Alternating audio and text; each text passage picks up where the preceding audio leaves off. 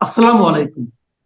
প্রিয় দর্শক, আপনাদের সকলকে আমন্ত্রণ জানাচ্ছি বৈঠকি কথা অনুষ্ঠানে। আজ আমাদের এই বৈঠকি কথায় আমার সঙ্গে কথা বলার জন্য আমরা আমন্ত্রণ জানিয়েছি। আপনারা সবাই চিনেন, যারা নাকি বিভিন্ন সময় টেলিভিশনে টকশো দেখেন, খুবই পরিচিত মুখ আমাদের শ্রদ্ধেয় প্রবীণ সাংবাদিক, ক্রীড়া সাংবাদিক বলি আমরা, জনাব এম এ আজিজ। গত কয়েকদিন ধরে আমরা দেশে দেখছি যে একটা প্রচন্ড দাবদাহ এবং মানুষের জীবন আসলে অতিষ্ঠ, এবং অনেকে এমনও বলেছে যে এত গরম তারা কখনো দেখেনি। এবং এটা নিয়েও আমি দেখলাম যে রাজনীতি হচ্ছে, কাউকে কাউকে বলতে শুনলাম যে এর জন্য সরকারের একটা সরকারকে তারা দায়ী করছে। তো এই যে দাবদাহ, যেটা নাকি অসহ্য পর্যায়ে পৌঁছে গেছে, আজকে আপনি নিজেও আমার সঙ্গে ব্যক্তিগত পর্যায়ে আলাপের সময় বললেন, এই দাবদাহর বিষয়টা আপনি আসলে কিভাবে দেখছেন? এর জন্য কি আসলে সরকারকে দায়ী করা যায় নাকি অন্য কাউকে দায়ী? না, দেখেন, দায়ী করা গেলে আমি সেটা বলছি, দায়ী করা গেলে সব সরকারকেই দায়ী করতে হবে। যেমন ধরেন বায়ু দূষণ, পানি দূষণ, নদী দূষণ। আমরা সৌভাগ্যবান জাতি যে ঢাকা শহরের চারপাশে নদী, একটা নদীতে কোনো মাছ থাকে না, কোনো প্রাণী জীবিত থাকতে পারে না। এটা তো এই যতগুলি সরকার আসছে, এই সরকারই কিন্তু দায়ী।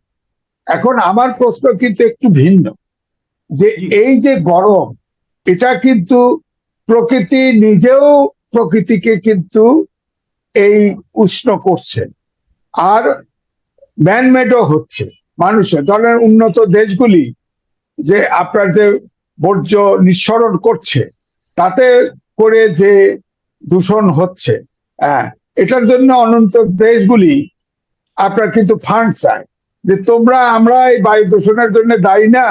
আমাদের প্রধানমন্ত্রী তো বিদেশে যায় বলে তারা ফান্ড চায় বায়ু দূষণ। কি করবে?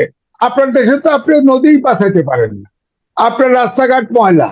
এখন ধরেন দক্ষিণ সিটি কর্পোরেশন একটা সার্ভে করেছে, সব সাইটে দূষিত হচ্ছে কয়েকটা এলাকা, বলছে তার ভিতরে বনশ্রী আছে। আমি বনশ্রীতে বাস করি। এই যে বনশ্রীতে যে হাতির ঝিল দিয়ে যে লেক বেরিয়ে গেছে, এই লেকের দূষণের কারণে কিন্তু এটা বেশি করে এই এলাকাটা পড়েছে। সুতরাং এই লেকটা পরিষ্কার করার কার দায়িত্ব? সিটি কর্পোরেশন, তার মানে সরকার। সুতরাং আমার অংশের দায়িত্ব আমি পালন করছি না। এখন ধরেন 1771 সালে অক্সিজেন আবিষ্কার হয়। এখন আমরা জানি, এর আগে কিন্তু জানতাম না। তখন থেকে আমরা জানি যে অক্সিজেন ছাড়া কোনো প্রাণী বাঁচতে পারে না, বিশেষ করে মানুষ বাঁচতে পারে, প্রাণী জীব বাঁচতে পারে।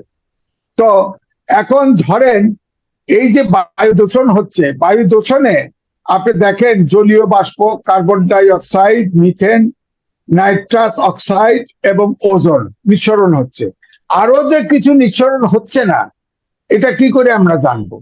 1771 সালে তো জানলাম অক্সিজেন, যেটাতে প্রাণ বাঁচায় মানুষের, সেটা জানলাম। এখন হয়তো এমন একটা এখনো আমরা আবিষ্কার করতে পারি নাই, যেটাও এই বায়ুমণ্ডলকে দূষিত করছে। এছাড়া আপনি দেখেন যে আপনার ওয়েল স্পিল নর্থ সিতে যে পরিমাণ হয়, তাতে মিডল ইস্ট সহ যেসব দেশে তেল কূপ খনন করে তেল উঠায়, হ্যাঁ, প্রতিদিন তার সমান সমান।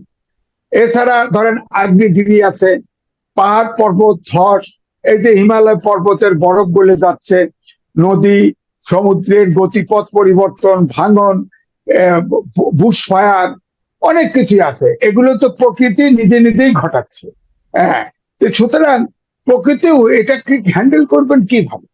সুতরাং আমার বক্তব্য হলো এখানে ভিন্ন, যে হ্যাঁ, উন্নত দেশগুলি, ইন্ডাস্ট্রিয়ালাইজেশনের দেশগুলি আপনার বর্জ্য নিঃসরণ করছে, যার ফলে এই বায়ু দূষণ হচ্ছে, অর্থাৎ উষ্ণ, যেটা বায়ু উষ্ণ হচ্ছে, গ্রিন হাউস এফেক্ট, যেটা হচ্ছে, এই গ্যাসগুলি নিঃসরণ, যেটা নামগুলো বললাম, এটা হচ্ছে।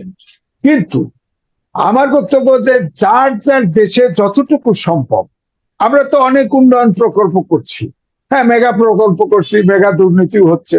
আপনি ঠিক আছে, বুড়িগঙ্গা ব্রিজটা, বুড়িগঙ্গা নদীটা দূষণ মুক্ত করেন না, এটাও একটা মেগা প্রজেক্ট হোক না, কিছু খান না, তবুও তো এটা হোক না। 4% নদী পরিষ্কার করছি না তো, আমরা করছি না। তো সুতরাং এখন যে পরিস্থিতি, যেহেতু এখনো অনেক রিসার্চ আমি মনে করি এই বায়ুমণ্ডলের ব্যাপারে এবং গ্রিন হাউস এফেক্ট এবং জলীয় বাষ্প নিঃসরণ বলেন আর আপনার জলবায়ু পরিবর্তনের ব্যাপারে অনেক রিসার্চ, আমি ফিজিক্সের ছাত্র হিসেবে আমার অনুমান, যদিও এটার ব্যাপারে আমার তো সেই ছাত্র জীবনে পড়েছি, আমার ধারণা এখনো অনেক কিছু জানার বাকি আছে।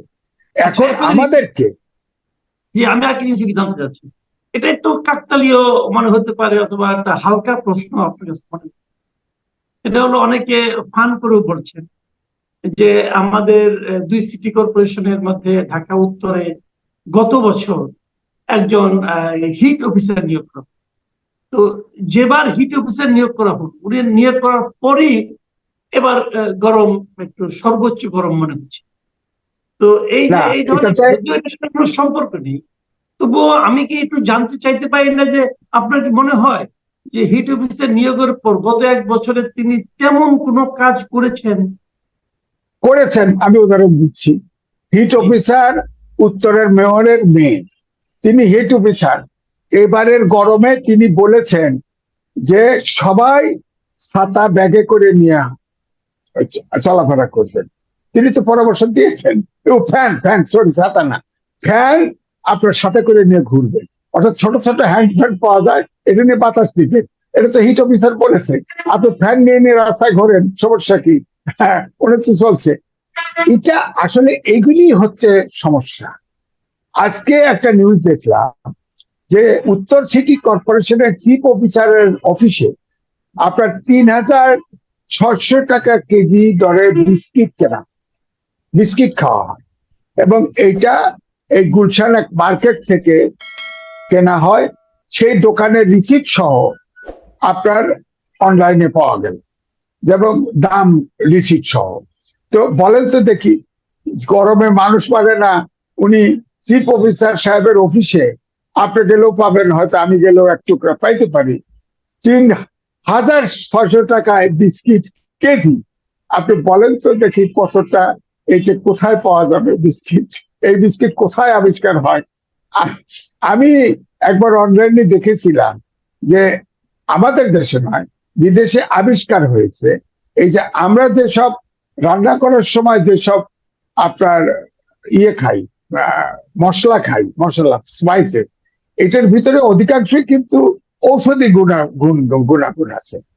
এই জাতীয় জিনিস যেগুলোতে ডায়াবেটিক্স হয় না, ডায়াবেটিক্স নিরাময় করে, এইগুলো দিয়ে শুধুমাত্র বিস্কিট তৈরি করা হয়েছে।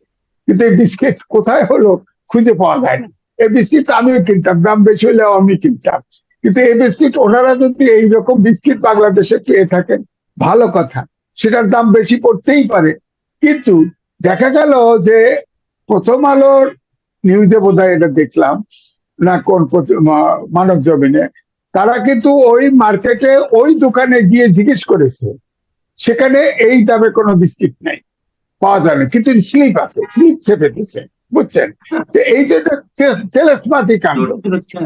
আরেকটা কথা, এই প্রসঙ্গে আমি শেষ প্রশ্নটা করি, যে এই গরম উপলক্ষে অনেক দিকে বিশেষ করে গ্রামাঞ্চলকে আমি শুনলাম যেটা, ওখানে নাকি বিদ্যুতের একটু লোডশেডিংটা বেড়ে গেছে, অনেক জায়গায় গ্রামে বিদ্যুৎ থাকছে না। তো এটা আপনি কিভাবে দেখবেন যে এই সময় তো বিদ্যুৎ বেশি থাকা প্রয়োজন, তাহলে তো মানুষের জীবন দুর্বিষহ, এবং অনেক জায়গায় দেখলাম যে হিট স্ট্রোকে অনেকে মারাও গেছেন। তো আপনি এখন সরকারের কি করণীয় বলে আপনি মনে করেন এই অবস্থা? না দেখেন, এখন আমাদের কিন্তু একটা ছিল, হিসাব ছিল, প্রায় 53% প্ল্যান্ট, ইলেকট্রিক প্ল্যান্ট বসে থাকে, কারণ আপনার লাইন নেই, ট্রান্সমিশন লাইন নেই, অর্থাৎ ওটা তো মেগা প্রজেক্ট না, এই জন্য ওটাতে আন্তরিক কম আর প্ল্যান্ট করে গেছে, সমানে বিদেশি ঋণ নিছে, ইলেকট্রিক প্ল্যান্ট বসায় গেছে, কিন্তু ওইটাতে যে কারেন্ট সাপ্লাই দিবে এই সাপ্লাই চেন নেই। তো এখন হঠাৎ করে আপনার আদানি সাহেবের সাথে কিছুদিন আগে এগ্রিমেন্ট করলো, সেখান থেকে তো কারেন্ট আসতেছে না। এখন শোনা গেল যে আমাদের নাকি উৎপাদন গত পরশুদিন শুনলাম সর্বোচ্চ পিকে চলে গেছে, কিন্তু গরমে তো কেউ থাকতে পারছে না, গ্রামে কেন, শহরেও কিন্তু লোডশেডিং হচ্ছে প্রচুর। ঢাকা শহরে কেন যেন ঢাকা শহর এটা রেখে দিছে। ঢাকা শহরে কিন্তু লোডশেডিং কম, গ্রামে তো পুরা 8-10 ঘন্টা আপনার লোডশেডিং চলছে। এবং আপনি দেখেন, শুনলাম যে কক্সবাজারে যে হোটেলগুলি আছে, কেউ কেউ কেউ গেছে হোটেলে, লোডশেডিং, ইয়ে নাই, কারেন্ট নাই, কক্সবাজারেও নাই, চিটাগাংয়েও লোডশেডিং হয়। সুতরাং লোডশেডিং তো হচ্ছে। এখন আপনার কুইক রেন্টাল যারা আছে তাদের বসা বসা আহ, মানে হাজার হাজার কোটি টাকা ভাড়া দিচ্ছে, এগুলো সব সচল করে না কেন? সচল করলেই তো কিছুটা কাভার করা যায়, কিন্তু সেটা তো নাই। এখন হচ্ছে কি, এইটা একটা সিস্টেমে পড়ে গেছে, ইচ্ছা করলেই এটাকে ম্যানেজ করা যাচ্ছে না, কারণ সঞ্চালন লাইন নেই। সঞ্চালন লাইন, কারেন্ট আপনার দিবে, যে সাপ্লাই দিবে, সাপ্লাই লাইন নাই, তো কি করবে? প্ল্যান্ট বসে আছে, সাপ্লাই লাইন নেই। প্রিয় দর্শক, আজ এই পর্যন্তই। আপনারা সবাই ভালো থাকবেন। আল্লাহ হাফেজ।